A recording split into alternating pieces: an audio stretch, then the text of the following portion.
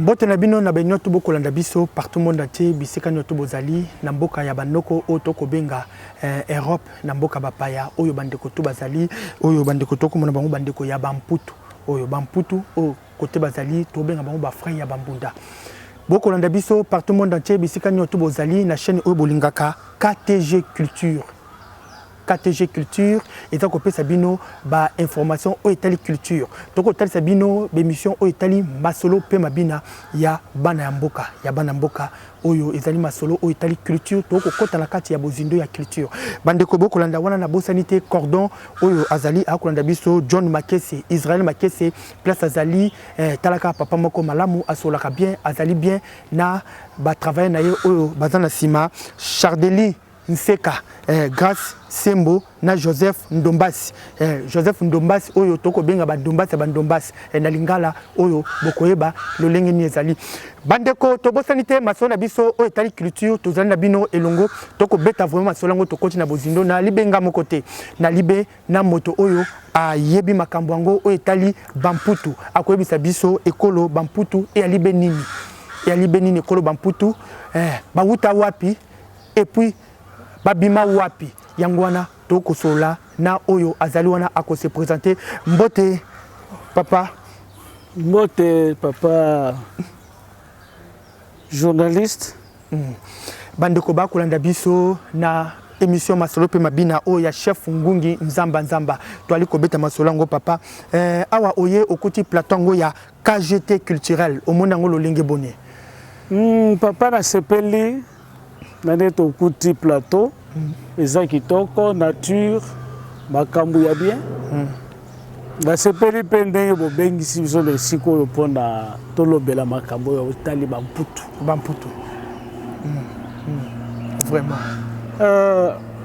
na mutuna na yo tokopesa bato na biso baexplication ya mikuse ok bamputu commençons par présentation bamputu bango moko bamibengi ampur et bongo bandeko na bango bavoisin direct na bango oyo tobengi babunda babengaka bango amputu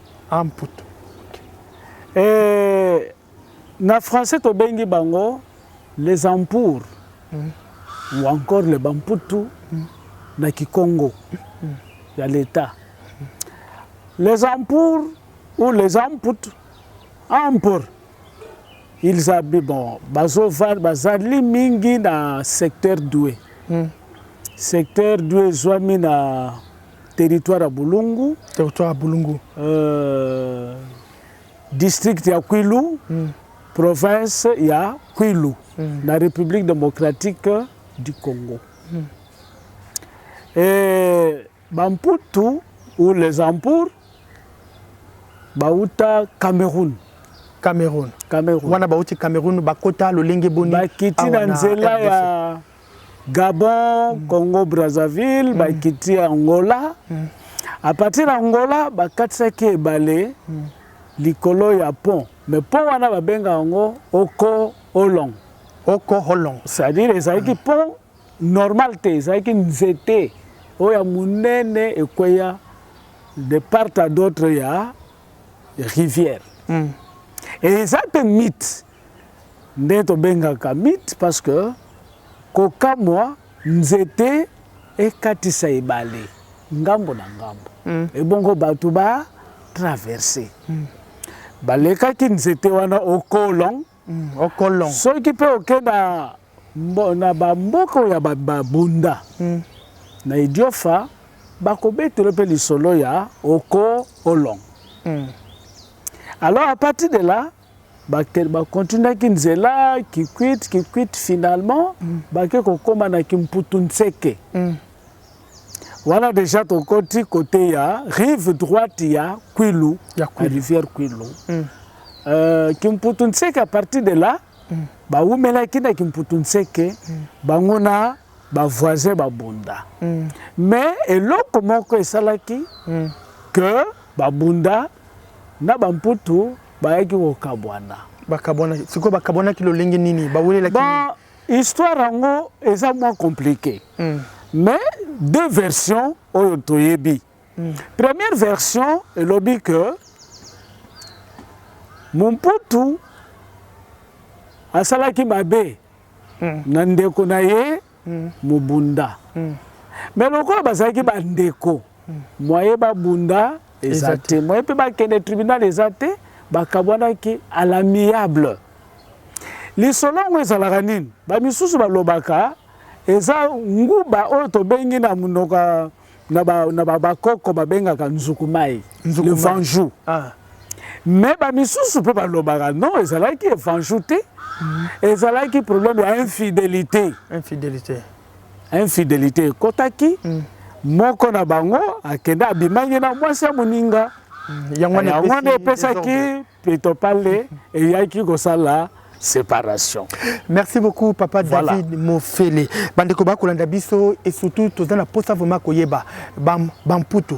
Ce qui n'est pas na bamputu moi c'est mon putu akoko ozala lolenge boni pona toyeba ke moi c'est oza mon putu moi c'est azali boy mon putu to koyeba ye na ba bizalili lolenge boni.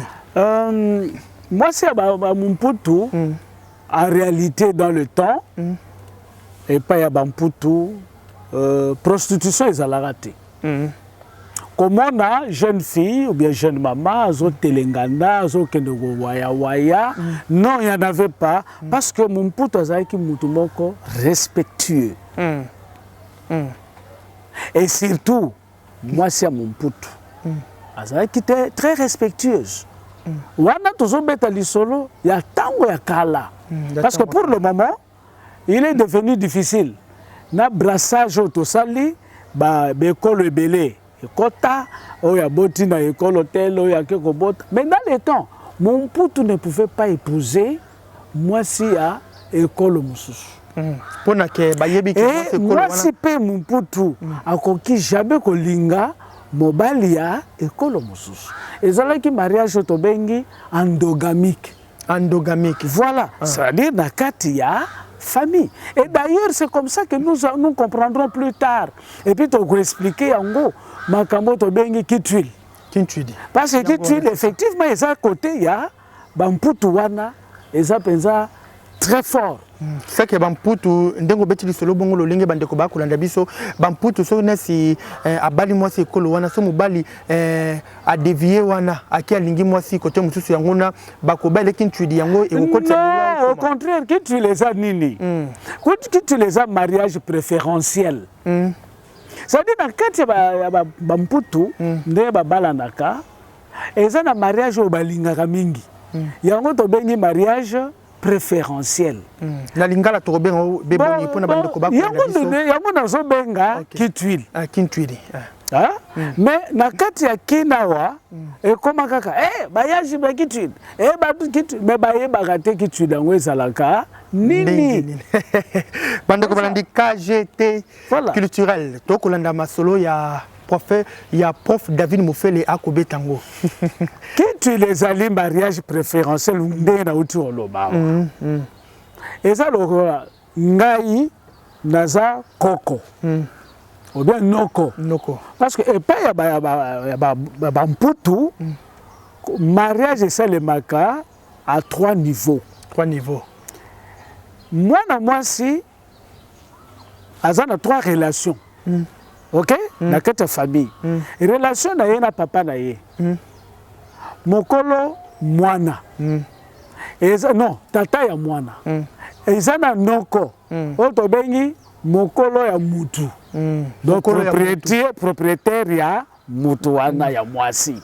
Siko toza pe na grand-père. Grand-père, excusez, grand-père ye wana nde propriétaire ya mwasi. C'est ça. Noko propriétaire ya mutu. Papa propriétaire ya mwana. Vous comprendre? Alors, mariage ça le makana 3 dimensions wana. Mais si on saute totali côté ya koko. Yango nde côté to bengi mariage ya kitwil. Okoyoka que mwana mwasi oyo azana kitwil na ye. C'est-à-dire mobali ya bukoko. Selon coutume, aza déjà na mobali na ye. Mais et comme abe bondokité, en principe comme abe bondoki na sens nini, soki mobali Parce qu'en réalité, vous voyez que par rapport à l'âge, l'âge à moi, c'est l'âge à Mobali et Kokanité. Bago Luka, Kokoana, il faut libérer moi, c'est naïe. À libérer traditionnellement, coutumièrement. C'est-à-dire quoi? Mobali azoa kobala, moi, c'est wana. Et c'est ngeli appelle ça, ba droit, na koko, na kitwil. Ok? À libérer kitwil là. À ce moment-là, moi, c'est libre. À koki kobala sigoyo, mobali na ye oyo alingi. Sikoyo, libala wana esalema wapi?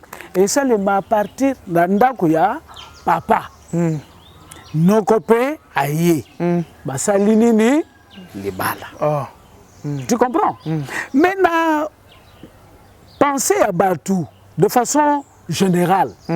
Batou ba yebi eloko angote, ba comment kolobela ngo de façon anormale.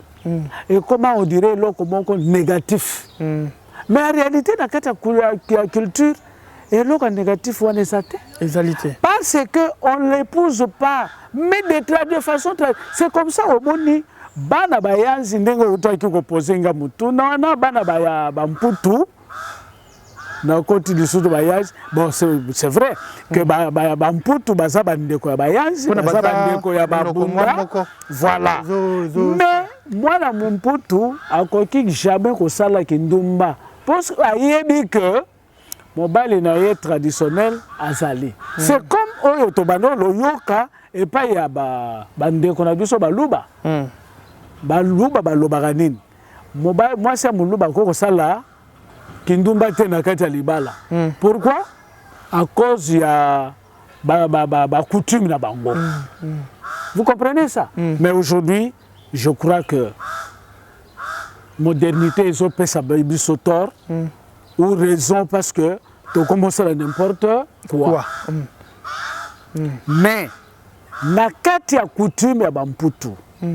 Nena utro lo bango na ibandeli, il ne met jamais mariage seulement entre une fille du village na moi mutuya libanda. Pourquoi? Il faut préserver culture. Il faut donc protéger culture nabino. C'est ça. Yabi balé, il faut protéger ma kamba coutume.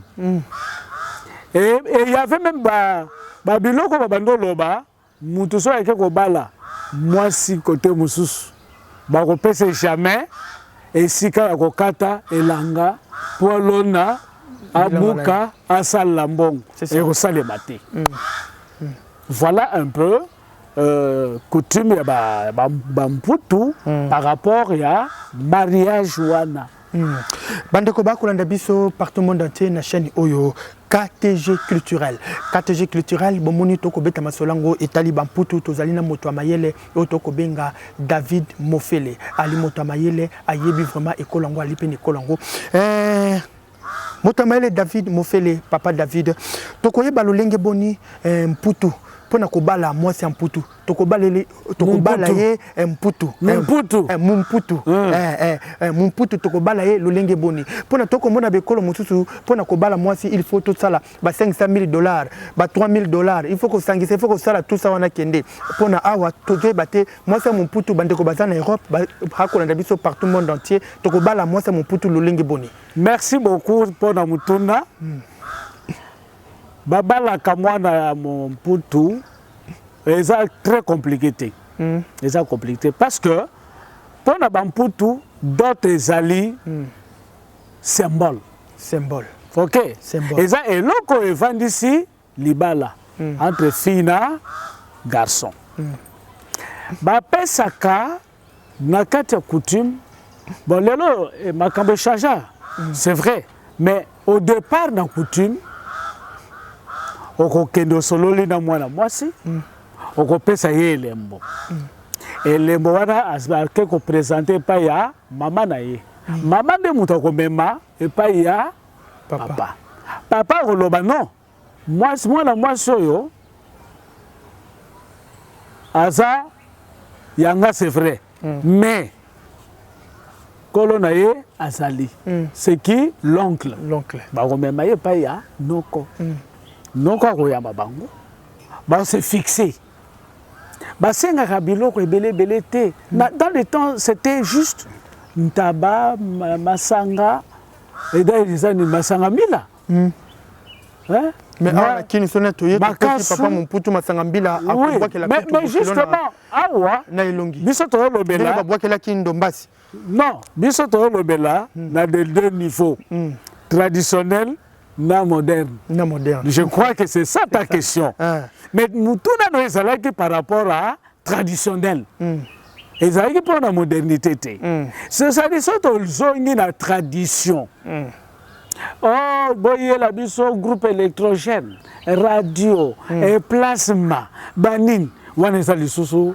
tradition te wana ko moderne wana ikomi moderne et puis d'ailleurs ndeto omonaka awa mariage yango ekoma tradi moderne il faut le belango clairement bon na balwa oyo bazwi na niveau ya parlement wana ndeto koyeba à partir de l'assemblée est-ce que c'est applicable ou pas mais de façon coutumière de façon traditionnelle mariage ya bamputu eza compliqué te okobala mwasi na yo epai ya papa epai ya noko epai ya koko oyo tobengi kituli mutuli na ye mais kaki tu dango tozo bala ye to pesi biloko mais basenga rebele te azo pe kuna pe kolandela pe so mwasi pona bakinoa ya lelo bakoma na kituli nga na pesi biloko akolande pe na machete ou bien ndenge non tango pesi déjà ba droit na yo kituli moya la kituli na yo kituli da kolanda lisusu te azu ba droit na ye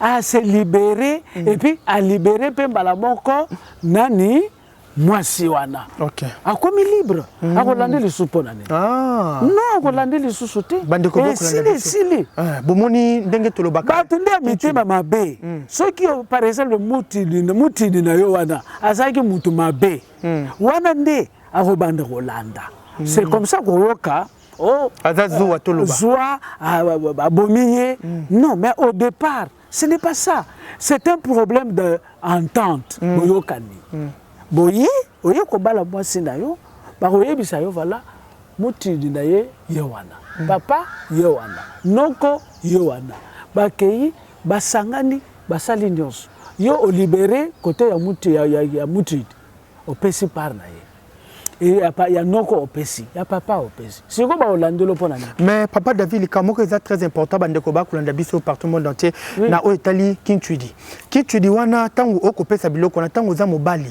balakisa ta kinchudi wana na côté na biso ba jeune garçon lokola ndomba sindinga za wana na Chardeline Seka bazalaka bato azua et surtout ndomba aza vraiment mutazua akota kinchurango wana na okopesa mbongo tandis que kinchudi wana azaka diana mwasi na ngai ayebi déjà nyonso ozomona ngote eza mwa confusion voilà justement heureusement que opposer question wana vraiment est nécessaire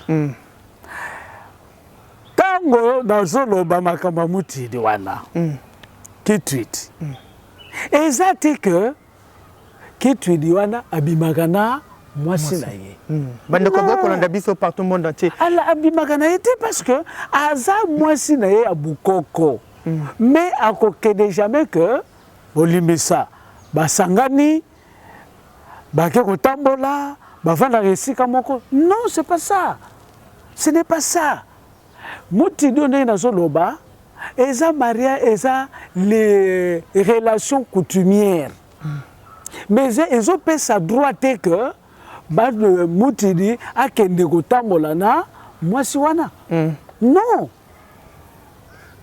parce que bala été mais coutumièrement principe ezali ça va ceux qui ndombasi ceux qui pengungi alingi kobala mwasi wana kobona ye toloba Rachel Mufele par exemple ndenge ezalaki soki Rachel Mufele mwana ya papa Mufele David ndenge azoloba aza na mutili na ye akoya réclamer banini ba droit na ye mais akotambola jamais na Maman Rachel. Non. Abala été. Mais ça, coutume dengue et salemaki. Vous comprenez ça? Et ça, c'est bon, que voilà,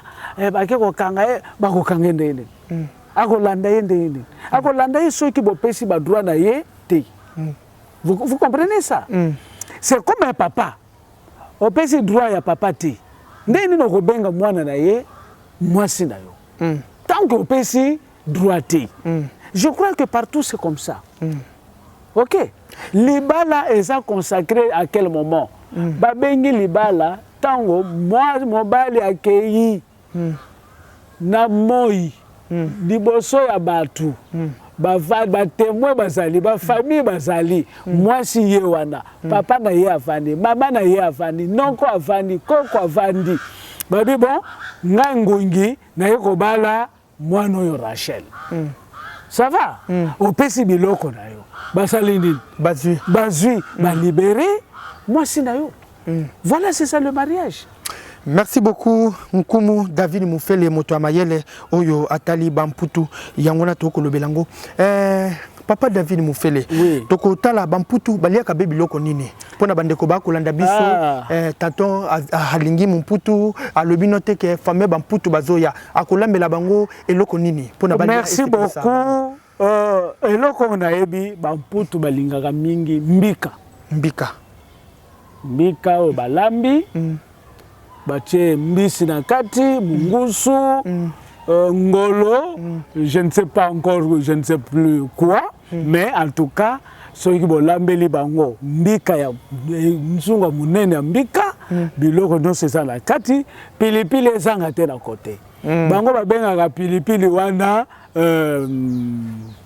oyo biso to bengaka dans le poto piment. Oui. Pandeko ba kolanda biso biso to bale. Pilipili osanga te. Oya ba niki penza ya bien, pilipili fezala, kwanga efezala, fufu efezala. OK? Bon, masangambila ekozanga te. Parce que c'est ça mon butu. Ceux qui allaient ici, il faut amela. Quoi quitter ça, motema. Voilà. Bandeko ba kolanda biso boki ndenge. Mais baliaka pe misili. Baliaka pe bandindi, d'être benga bandindi. Voilà. Ce sont là des choses que. Moi, ce sont des bicarbonate pe baliaka pona baliaka lokola pe babunda. Voilà, ils en kati baliaka. Na uti olobaka bango nyos ba utaka côté moko.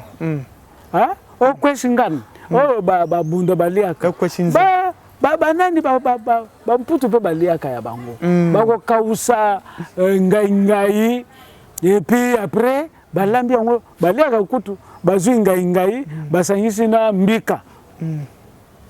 Tu comprends ça? Mbika baliaka ngo mais ekolekisa beli bumute ou bien ndenge jamais elekisa libumu pona nini parce que ça aliment na bango de base. Sikonga ngana mbika wana isala kabelo lingi boni kota mibali. Na pe kota basi. Kota mibali. Oui, kota mibali kota basi. Oyebi que pour la plupart biloko ba koko ba banda kolia. Kati na ngo pe zaiki na bakisi. Bazolia par exemple ceux qui ont biloko che Moukedi, ce qu'on appelle en français bicarbonate. Et ça déjà qui c'est? Bon, il y a une élection de source du bon. Yangwana déjà. Non, et ça déjà qui c'est? Donc, bisonde ko liana biso ba moderne yango de baby saka. Mais où a bukoko? Et ça déjà bien préparé ça na kisi na kat. Voyez ça? Et ça na ba poivron mususu ba tiaka, ba biloko mususu ba tiaka pour soutenir digestion. Alors, dès que l'exa mutu libum. Non. Nkumu David Mufele toko tuna biloko wana bandeko bako yoka epi bayoki ndenge nini ekolo wana bamputu ndenge zali. Okoyo kobisa biso bamputu loyembo na bango elekaka be lolenge boni. Pona bamputu loyembo na bango elekaka lolenge boni pona elekaka na makelele ou bien ndenge nini. Pona soki mwana abeli ou bien mwasi aboti loyembo ni na bamputu bayembaka et puis le monini yambias oyo et c'est presque bamputu. Bon, et ça m'a passé. Pourquoi? Parce que et ça m'a camusous peut-être dans kokako Coco Tate Rakati. Mais ce que je peux dire en fait en bref, et pas à Bamputu, il y a plusieurs sortes de manifestations. Mais la manifestation à réjouissance, manifestation à réjouissance populaire, manifestation par exemple il y a deuil. Ok? Ou bien manifestation bazo yamba mokonzi. Na kati ya tribu tobengi Bamputu, baza na mfung. Ba instrument mfung. Il y a deux sortes de mfung. Mfungiti, c'est-à-dire bampungi oyo ya banzete. Et puis mfungangyo. Eza ba corne oyo ya ba éléphant. Mingi soki mwana botami bakoyamba ye na mfungiti oyo ya banzete. Mais soki mokonzi aye ou bien ordination ya sango ou bien bake kobulisa mokonzi moko boya komi chef ou bien pasteur, voilà ye bakoyamba ye na mfunga ndio. Voilà. Voilà. Parce que eza nini manifestation de haute portée tribale.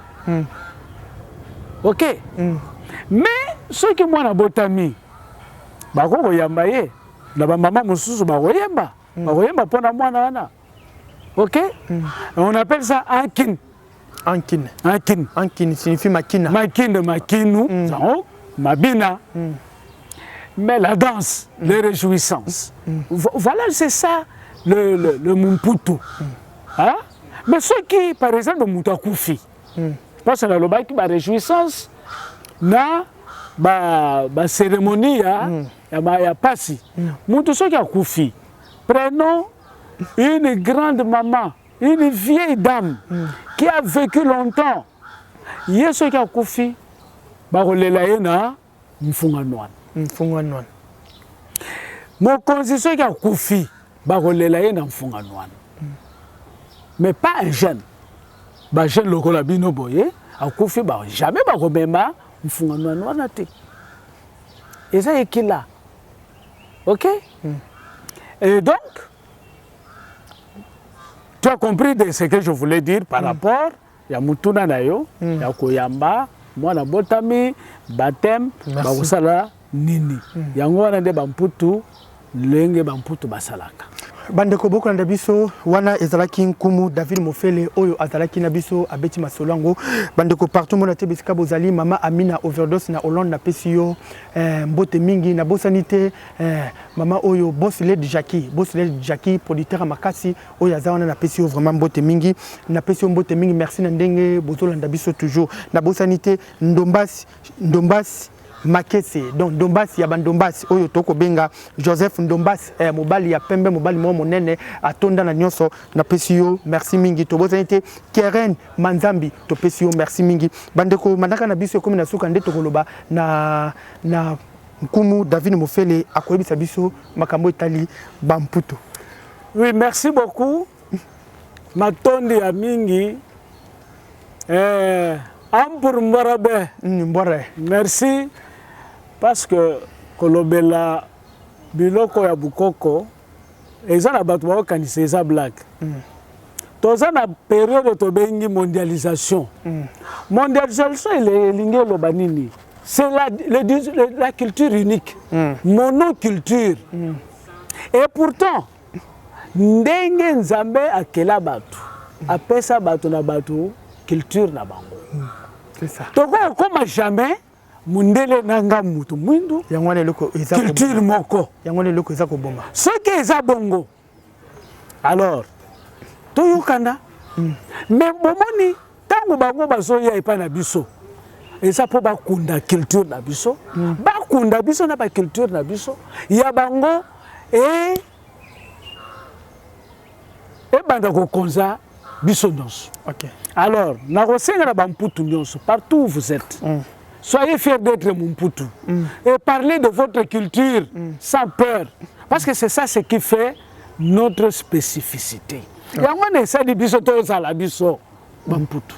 Yango pe sali que mubunda mupende azala mupende mubunda yango pe sali que belge allemand azala belge allemand OK mais ceux qui ba belge ba allemand balingi biso to zala lisusu te ba mputu mais alors bango ba ozala pona ni droit ya différence yango ne sali diversité pour ceux qui droit exact différence ou exact à droit c'est-à-dire que diversité exact mais on biso c'est ça.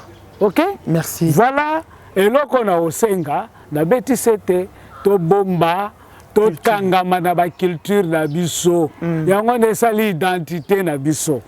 Merci beaucoup.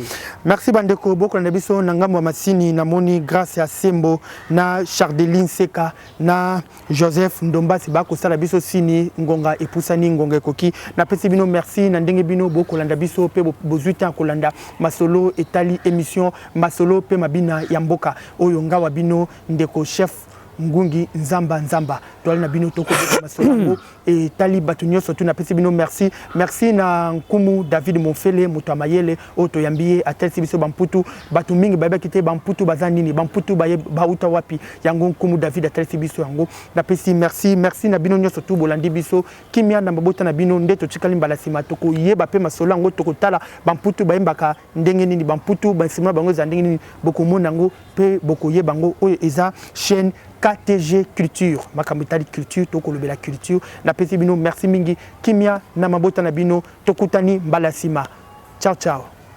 Merci.